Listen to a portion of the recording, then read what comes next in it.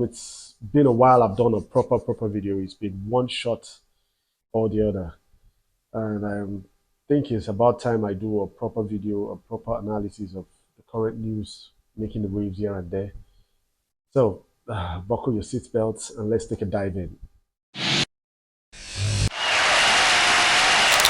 Welcome to Smokey's football channel. Here we get to talk about football news in general. Yes, we talk about Chelsea most of the time, but I wouldn't want you to feel it's just the Chelsea channel. It is football news in general, but most especially Chelsea. Yes, so if you're new here, do endeavor to subscribe. Click on the bell notification so you get notified anytime I drop a new video.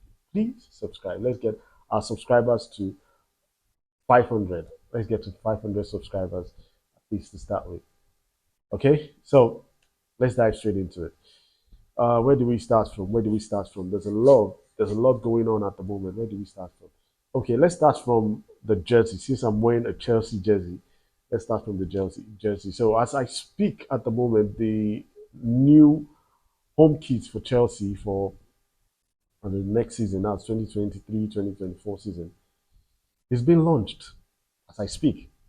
Yes, it's been launched. The new home kit is being launched, but everything in Chelsea now has a but.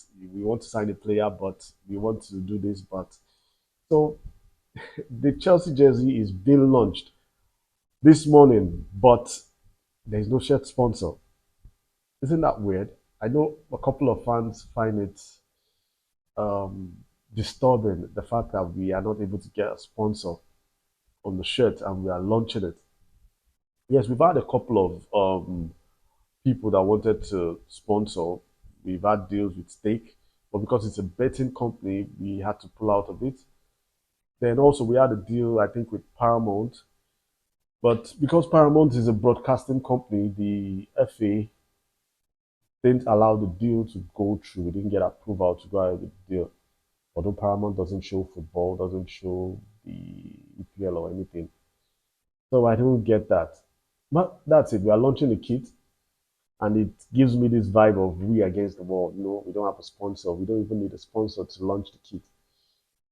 I feel the kit looks very nice. I mean, who else to launch the kit if not our two best players, and Enzo Fernandez and Reece James? And you know, I like the gold badge. I also like the Nike, the gold color. You know, from the tag, they say it's a 90s thing. It's paying tribute to our jersey for the 1996, 98? I think that's period. In the 90s, basically. I don't want to crack my head too much.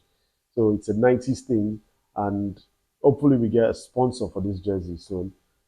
I refused to buy last season's jersey, and I think that's a good thing because last season was horrible. This jersey I'm wearing is from, I think, 2 seasons back. So most likely I'll buy this jersey, but with a sponsor or without a sponsor. I can't say now. Just stay tuned. So let's move on. Next on is CAICEDO. Well, there's been news on CAICEDO. I know it's quiet. It's been quiet because, yes, we've heard Chelsea bid 80 million pounds plus 85 in add-ons and all, and I'm sure all of you have heard the news and everything. But I want to assure you that there is no problem as regards the agreement between the two clubs or even with the player. There are no issues. The current issue is at the moment is the payment structure. Yes, the payment structure is what is given the delay in the deal going through.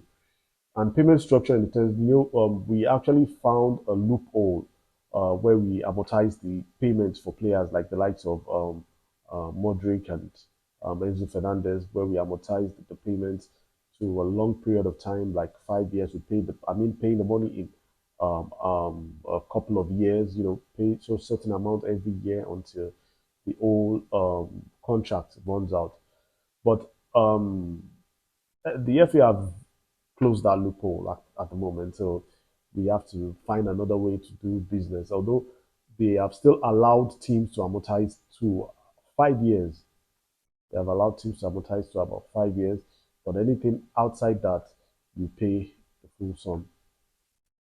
So currently we are offering CAICEDO 8 year deal, and the stance for Brighton is if we want to amortize the deal, then we have to pay in excess of £100 million.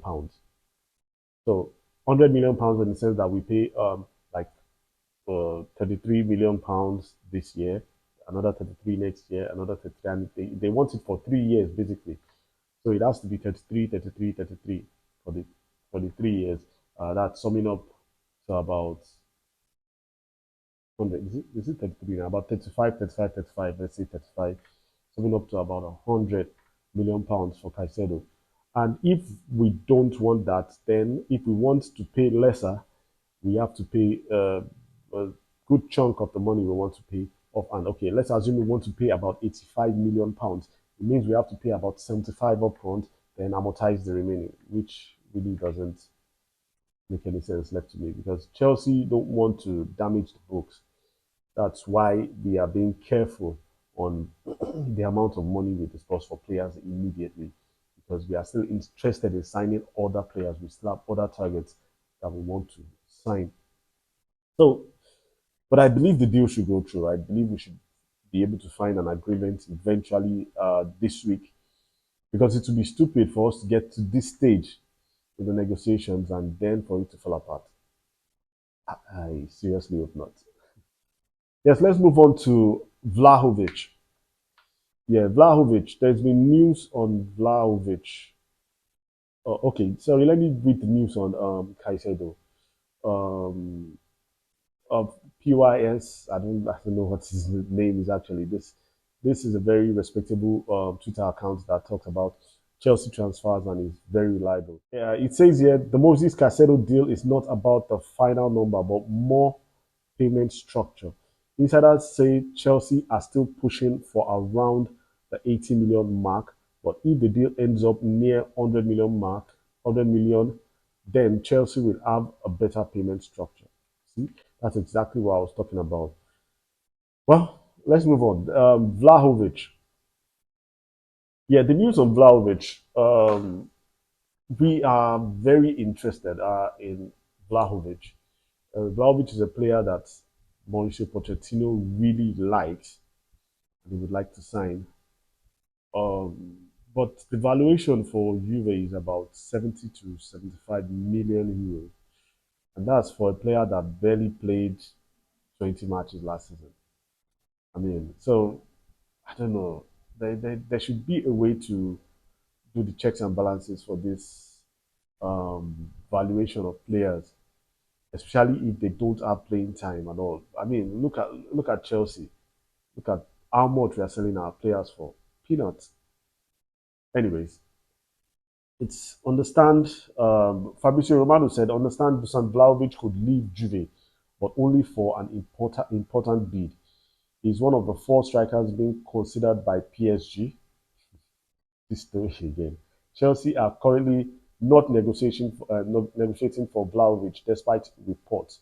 FC Bayern appreciate Vlahovic but haven't opened talks as things stand. Well, this particular guy, I don't know. I mean, he could come to Chelsea and blow up, but I don't know. I've not really seen much about him. The last I've seen about him was when he was in Fiorentina, and he was really banging in goals, and that was the reason Juventus signed him. But since getting to Juventus, he's not been able to do anything. He's not been able to hit the ground running. So I don't know. I don't know about this deal. If he comes, fine. I mean, I'm indifferent about it. Yeah. So let's move on to a rumor. Yeah, there's been a rumor about Paulo Dybala. I know he's a player that's an Argentine player, and he's a player that Pochettino has been saying a lot about. That he's a player that he likes, and the drama of Thiago Silva also saying he saw Dybala and he asked him if he was coming to Chelsea and everything, and blah blah blah blah blah. Stories flying here and there. Apparently, the release clause for him is about £10 million at the moment, and that it's a red flag for me because for you to want to sell a player of the caliber of Dybala for £10 million, there's something wrong. Maybe although we know he's injury prone, but we don't know how bad it is. So selling him for £10 million is an indication of something wrong somewhere. And I don't see Mourinho to be someone that just lets his assets go just like that. So I'm really skeptical about this one. But I'm really trying to find his response here, but I really can't find any tangible. I really can't find it. But if I find it during the course of the video, you see it on the screen. On your screen. Yeah. So yes, let's touch on this Mbappe story. The saga continues. Mbappe has refused to sign an extension at PSG, and he's meaning that he wants to leave in 2024. But PSG have said if you are not extending your contract, we need to sell you now. You need to leave now. But the tricky thing here is that PSG are not naming their price for Mbappe. They have not released an official price for Mbappe. And I guess that's what Real Madrid are waiting for at the moment. But I think looking at it, I think their valuation should be within the region of 200 to 250 million euros, if I'm not mistaken. But I feel the fee is high, but there are teams that can actually pay that amount. One of which is Real Madrid, because they have refused to make major signings. The only person that is signed is Adagula at the moment, and nothing much as regards to that. So if I sense a scenario where if PSG are able to name their price for Mbappe, there might be some major outgoings from Real Madrid that would help to create room for the finances to sign Mbappe. And my suspicion goes to a player like either Chomeni or Camavinga. More likely to be Chomeni for me. So let's keep our fingers crossed and see what happens with this deal. The final note, I would like to talk about Datro Fofana. Yeah, I saw an article here on Datro Fofana that really, really pissed me off. I was really upset with this. I mean, I don't know what's the name of this site. It's footballtransfers.com. I don't like the heading. It said Chelsea flop set for shock move to Champions League side. I mean, what qualifies him to be a flop at Chelsea? He's barely played a full match for Chelsea ever since he came in. I mean senior team match. So I don't see the sense in calling him a Chelsea flop. He's not been given the opportunity to play, and the few ones he played, I think I was impressed. Personally, I was impressed with what he did. He's young. He's not been given the time to exhibit what he's got. I mean, he's a physical player, just like DJ Drogba, and he's very energetic, and he's got some skills in him. But he's not really been given the time to express. I don't know. I'm not in the training session, so I don't know what the coaches are saying. But I feel if this guy is given proper time, I believe he'll do something. But that's the way life is. You don't always get what you want. So he's apparently going on a loan deal to Union Berlin. Yeah, I think it's a good one for him because he's going to get loads of playing time there. And hopefully we'll get to see what he is made of eventually. Yeah. So wish him good luck at Union Berlin. And that brings an end to my video for today.